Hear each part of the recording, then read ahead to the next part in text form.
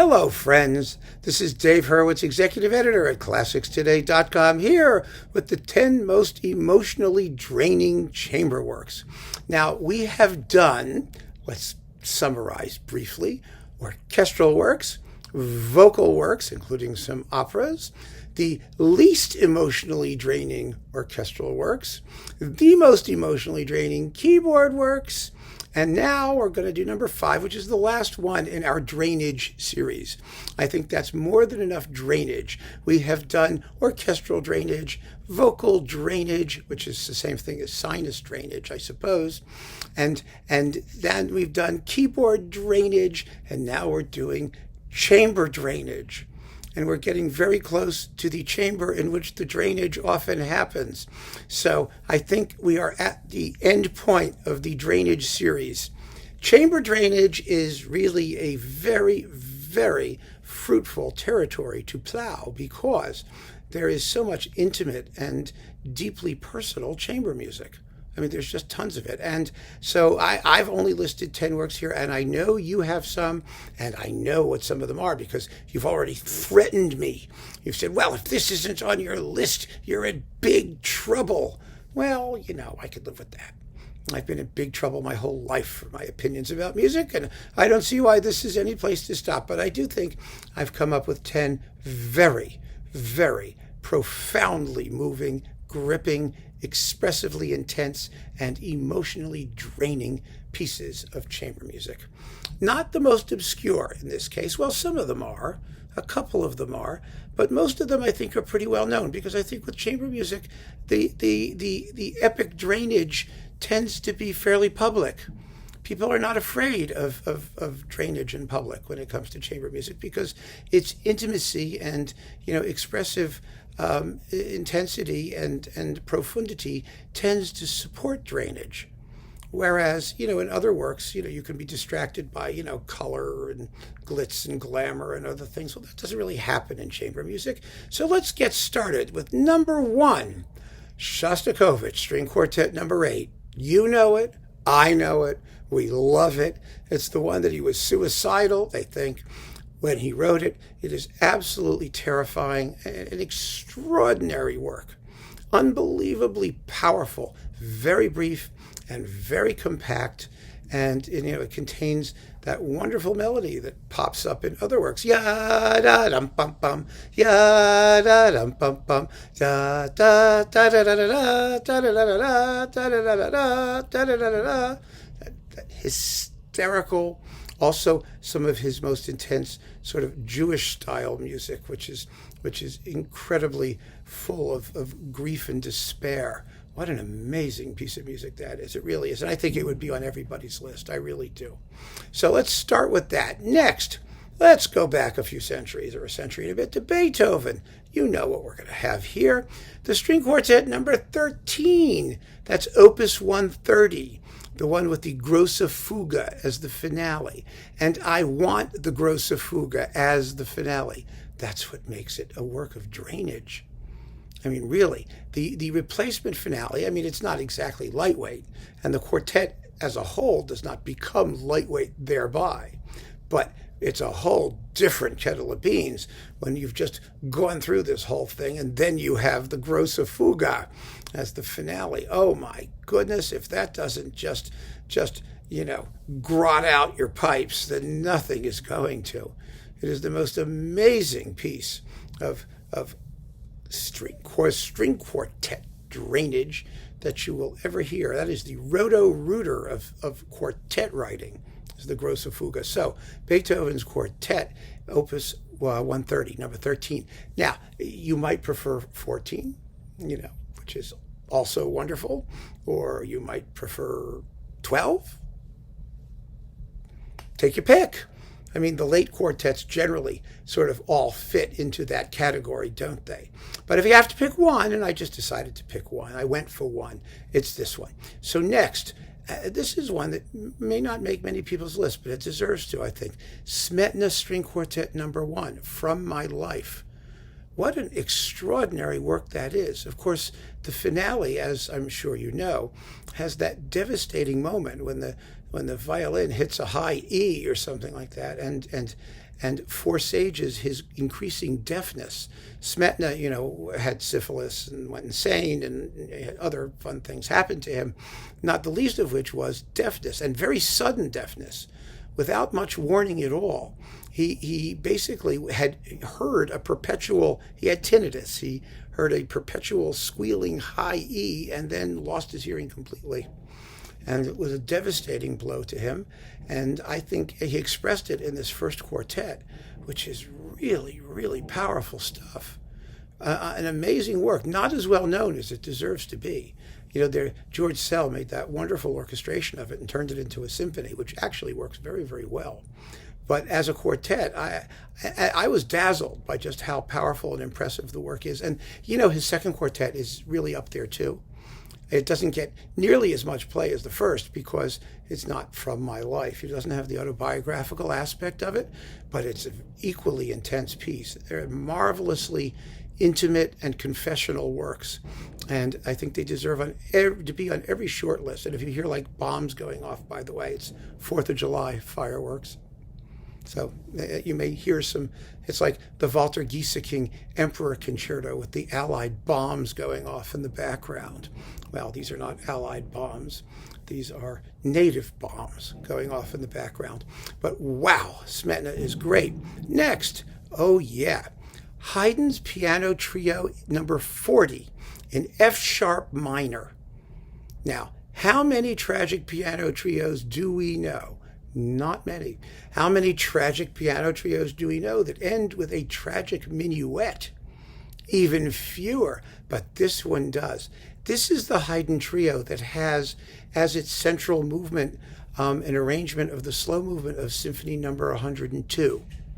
Or it's the other way around. Symphony 102 has an expansion of the slow movement of the trio. No one knows which one came first. They were written around the same time. But the trio in F-sharp minor, well, Haydn's music in F minor and F-sharp minor, and there's not a lot of it, but there's a goodly bit, is extremely special. This is the key that Haydn used to express loneliness, abandonment, the despair of solitude. And we know this for a fact because when he wrote music to a text that expresses those sentiments, chances are it was in F minor or F sharp, F sharp minor being related to F minor. It's in the FE, the F category. And this trio is an amazing piece. Haydn's piano trios don't get as much play as they deserve to because they're not real classical piano trios as we understand the term. They're really accompanied sonatas where the cello part doubles the bass of the piano most of the time, and the violin also often accompanies the right hand, but gradually, by the time he gets to these last works, he's basically emancipated the role of the violin so that they're more like violin sonatas with a cello at the bottom. But the cello parts are actually quite interesting and 100% necessary to the expression of the piece. And he does start to free them up a little bit too, but that's not the point. The point is the music is some of his most fabulous late music. It's vintage, mature Haydn. And, Haydn could be so much more emotionally profound than people give him credit for. I mean, really, it's amazing, what he was able to achieve. So do listen to Piano Trio number 40 in F sharp minor. It will surprise you, particularly the tragic minuet finale. I mean, tragic dance music is a world unto itself, and Haydn really knew how to do it. He really knew how to bring it home. This is a truly scary and profound minuet. It's absolutely wonderful. So give it a shot. You won't be sorry. Next, this is 1, 2, 3, 4, number 5 we're up to. You ready? George Crumb, Black Angels for electric string quartet. Do you know Black Angels? If you don't, you really owe it to yourself to hear it. It is one of the most expressionistically frightening but emotionally moving pieces. That's why I picked it. I know lots of you have pieces that you would like to contribute and, or talk about. And some of them, if it's just some piece of Second Viennese post-dodecaphonic avant-garde expressionist horror, I don't see the point. I think that's cheating. I really do. I think it's very easy to do that. You just make an awful sound and have it last forever, and you get your expressionist nightmare, and you can claim that it's emotionally draining.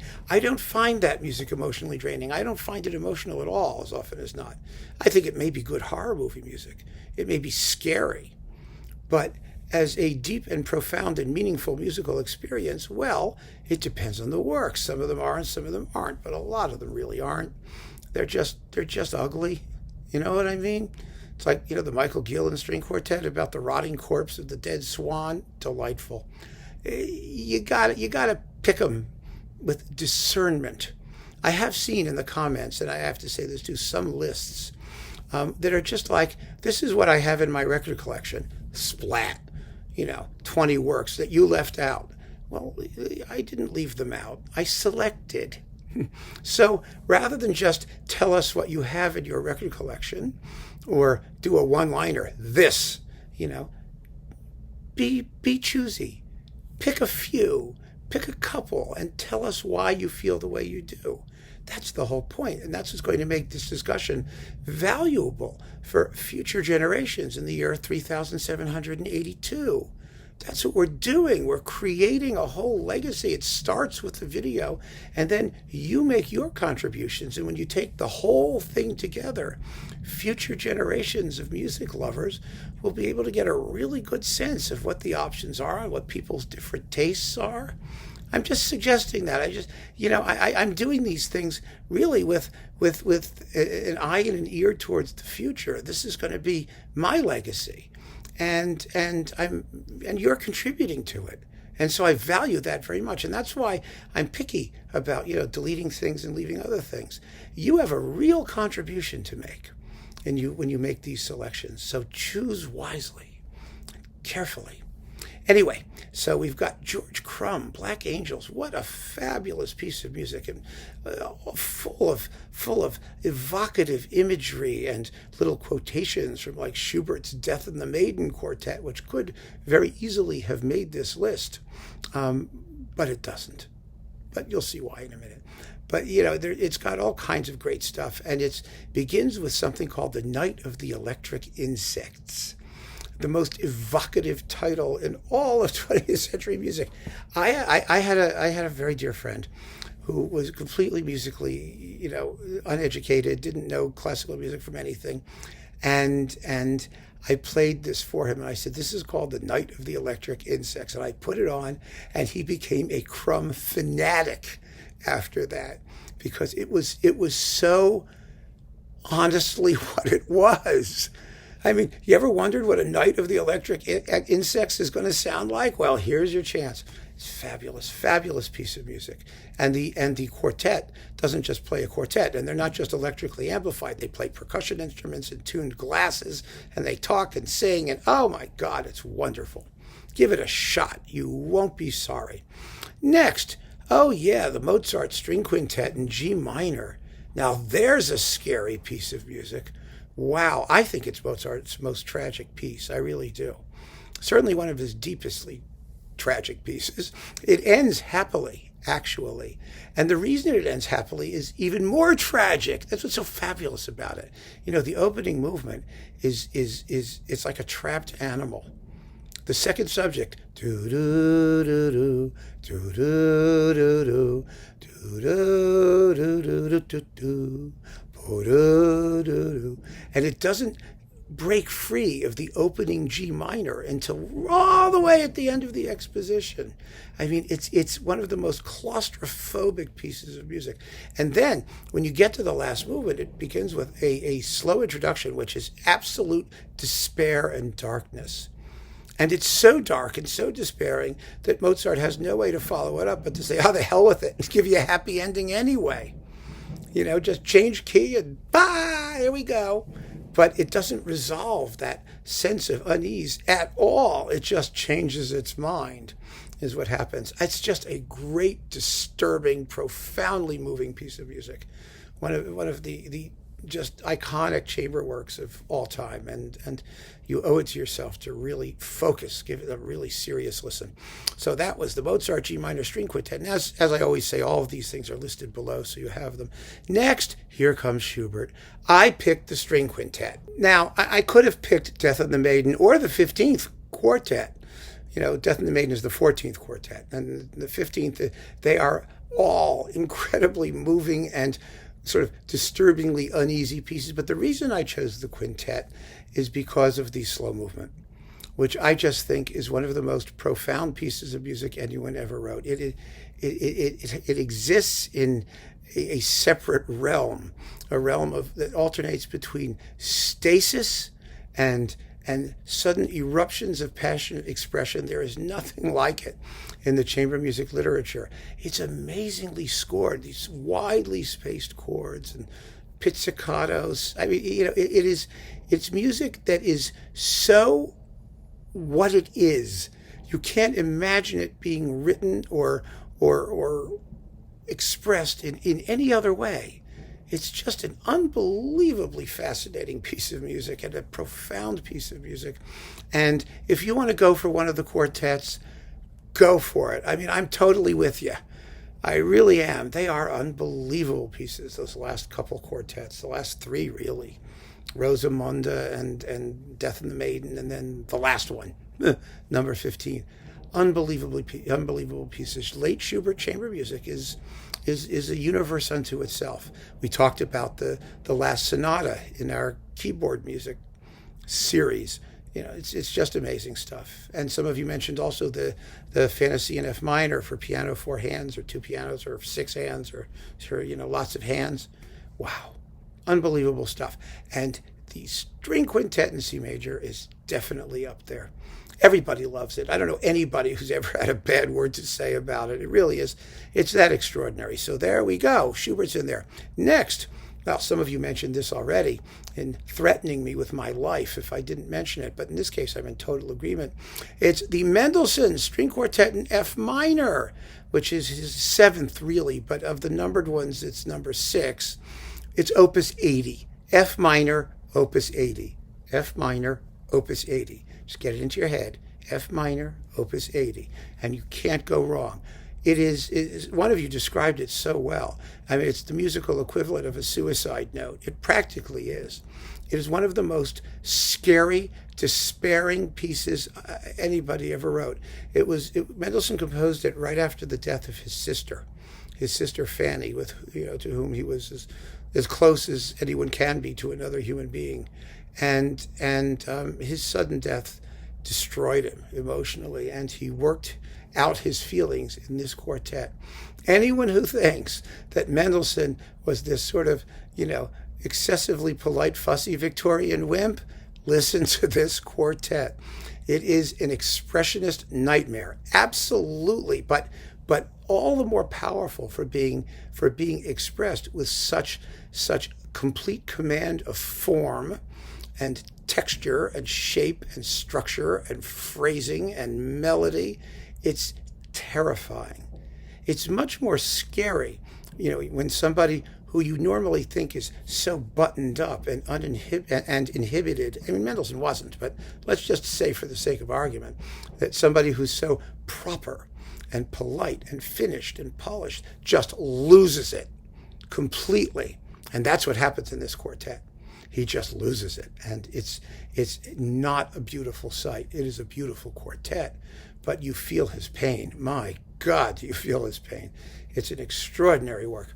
And next, well, this may surprise you because we're coming back to Shostakovich. I felt I had to, because even though there may be other works instead of 2 Shostakoviches that you might prefer I substitute, this is the second piano trio.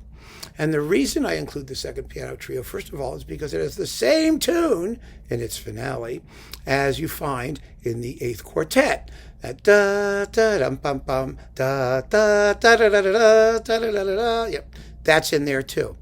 But it's even more powerful than it is in the quartet, believe it or not, because it's in the context of this lopsided Jewish dance that is unbelievably powerful and poignant.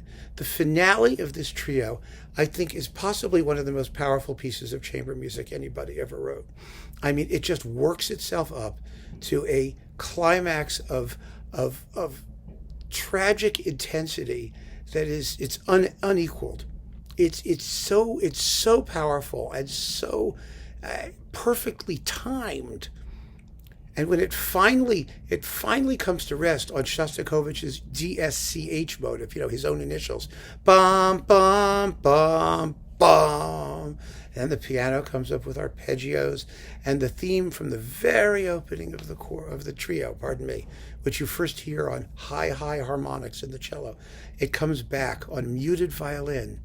Da da da da da da da da da bum ba da da da da da da da da da da da da. It's heartbreaking. It's so heartbreaking. It's so beautiful, so poignant. I mean, it's one of the most amazing musical moments in any medium. Doesn't matter. And one of, I think, Shostakovich's greatest moments ever. And so I can't leave it out. And I can't leave out the Eighth Quartet because it's like, wow, it's the Eighth Quartet. Everybody agrees with that one.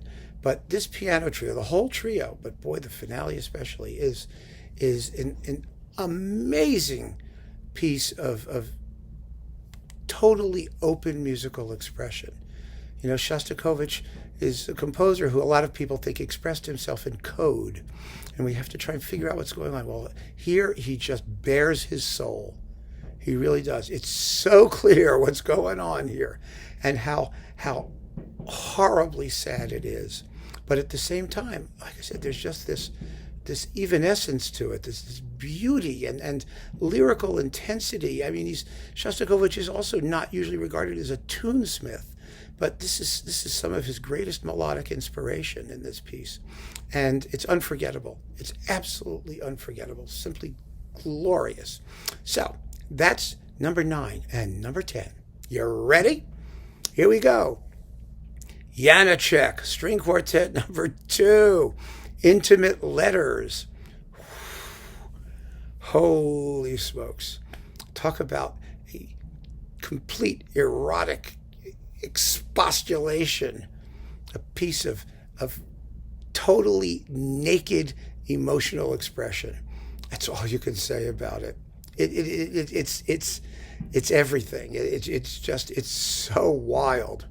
I mean, and it's texturally wild. I mean, what you have to do to the strings and what he does with ponticello, nasty tremolos and harmonics and pizzicatos and incredibly high-lying textures and crazy ostinatos. And I mean, how it all works the way it does, I haven't a clue. It just does. It's one of those pieces that just grabs you by the throat, it punches you in the gut, slams you in the kidney. It does all those things. It does all of those, domestic violence things on you. It is absolutely shocking and gripping and irresistible. Absolutely irresistible. I mean, you can't stop listening to it. It's so compulsively fascinating, just as pure sound. And then when you add to that the naked emotional intensity that's coming out of it, oh my God, holy mackerel! Janacek, String Quartet number 2. That is the 10th, but by no means the least or the most, just one of the 10 most emotionally draining pieces of chamber music ever written. So get your drainage together and have a great time with these pieces. They are amazing. And they really do form the nucleus, I have to say, of a wonderful collection of chamber music, of powerful chamber music. And particularly if you tend to enjoy, orchestral works or vocal music or music for large forces more than you enjoy chamber music, these are the pieces, I think, that can get you into the world of chamber music, because you will find that they are every bit as powerful, if not more so, than the most powerful orchestral works as well. They're that big. They're big in expression. They give you the same bang for your buck, the same drain for your plumbing dollar. It's put it that way. So keep on listening, friends. Thank you so much for joining me for this wonderful and enjoyable and just entertaining for me. I mean, just a thrill for me to put these lists together for you. And we're going to continue now with the symphonies, numbered symphony lists and other things, because, this is so much fun. I'm having such a good time. Thank you so much for giving me the opportunity to share all of this material with you. It's a thrill for me, an honor and a privilege, and I can't thank you enough. So keep on listening and see you next time.